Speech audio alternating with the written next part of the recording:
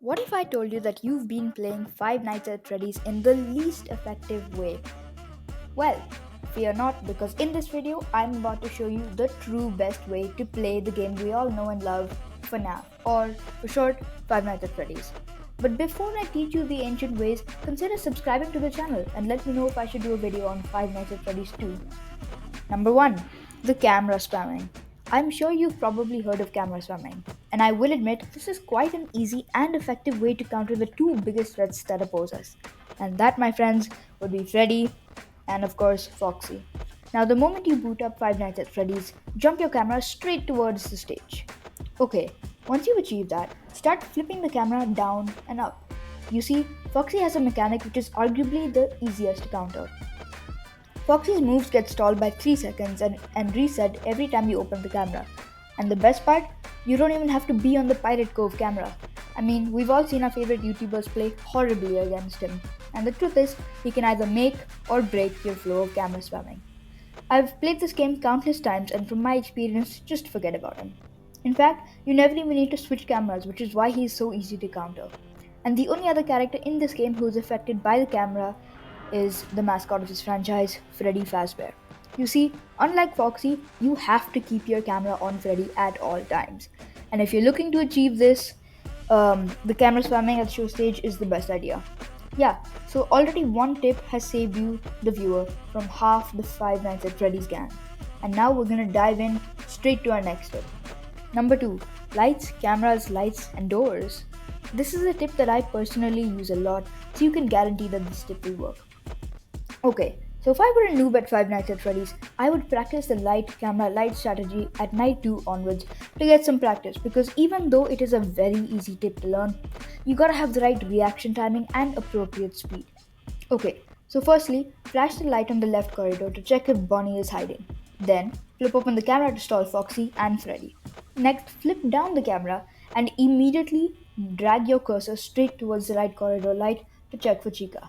If Bonnie or Chica appears, it's as simple as closing the door in which they stand.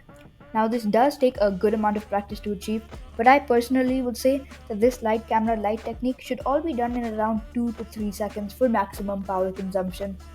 Minimum power consumption, as well as building your reflexes and reaction timing, which is not only important for Five Nights at Freddy's, but also for the second game in the series, which I will talk about in another video. Okay, so once you have mastered this technique of lights, camera, lights, then try and focus on the amount of time you have to spend on the cameras themselves. You don't even have to stay on the camera for a split second to stall both Freddy and Foxy. So by quickly moving your mouse up and down and then swiftly to the right door or left door, you can be assured that your reflexes will improve, your concentration will improve, and most importantly, you will have survived at least the first 5 nights. One last thing to note here, which might help reduce your power usage. If you close the door on Bonnie and Chica and you flash the light, you'll be able to tell whether they're still there or not. You can see Bonnie's shadow when you flash the light to know whether he's there, and Chica is just completely visible. So that wraps up lights, cameras, lights, and doors. This next tip is optional but could drastically improve your power consumption, as the building really does function on two AA batteries. Number 3. Sound cues.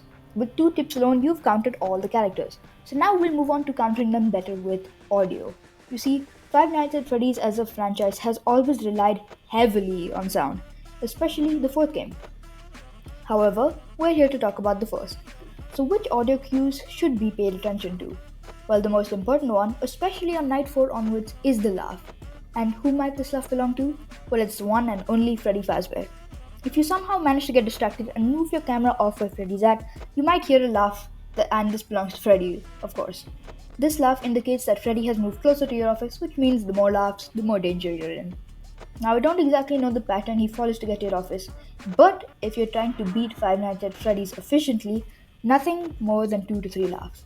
The next sound cue I'm going to talk about is pots and pans. This sound can only be heard if Chica is in the kitchen, and that is, well, because she is a massive animatronic character. So if you're chilling in the office with the camera down and you hear pots and pans clanging, then Chica is in the kitchen, which means you've got to pay extra special attention to the right door. Similarly, both Bonnie and Chica have breathing noises and or footsteps, which means they are very close to your office. So make sure you check both lights because they will jump scare you if you don't. If you somehow have the worst luck by far and you're running thuds, then quickly shut the left door.